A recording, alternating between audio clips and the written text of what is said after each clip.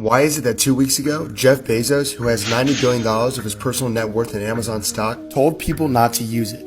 The probabilities say if we're not in a recession right now, we're likely to be in one very soon. If you're an individual and you're thinking about buying a new, large screen TV, maybe slow that down. Now hear me out. I understand why content creators and the media say things like, we're going into a recession, the world is ending, buy canned foods, etc. It gets clicks and it gets views. I see it happen with my own videos as well. But what I don't understand is that if you're Jeff Bezos and you make money from consumer spending, why are you going out of your way to say that there's going to be a recession and that you need to be careful about spending money? And I'm not just cherry picking here. Look at these other examples of some of the most rich and powerful people on earth saying the exact same thing. Mild recession for, 18 months or something like that. Europe is already in recession, and they're likely to put U.S. in some kind of recession 6 to 9 months from now. An increase in interest rates that eventually will result in an economic slowdown. So I'm afraid that the bears on this one have a pretty strong argument.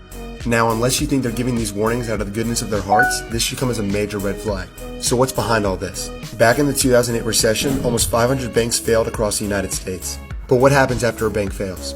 They go to bankruptcy court and their assets are sold for pennies on the dollar. And who would go on to buy these assets? The surviving banks like JP Chase, Goldman Sachs, and Bank of America. Fast forward to today, these banks are worth many times more than they were prior to 2008 and way more than they ever could have been without a major recession. In fact, we saw the same thing happen during the Great Depression and the dot-com bubble as well. But here's the key difference. With the exception of a handful of people, those crashes caught people by complete surprise. Today, 70% of Americans think that there's going to be a recession. And the people who are pushing this message the most not only happen to be the ones with the most cash, but they're simultaneously buying back their stocks at a record rate at the year's end.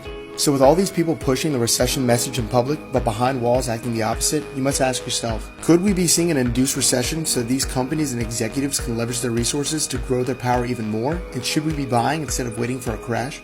Time will tell, but in the meantime, if you want to track the trades of lawmakers, CEOs, and hedge funds, I have a website that tracks them all for free. So check it out, let me know what you think, and thanks for watching.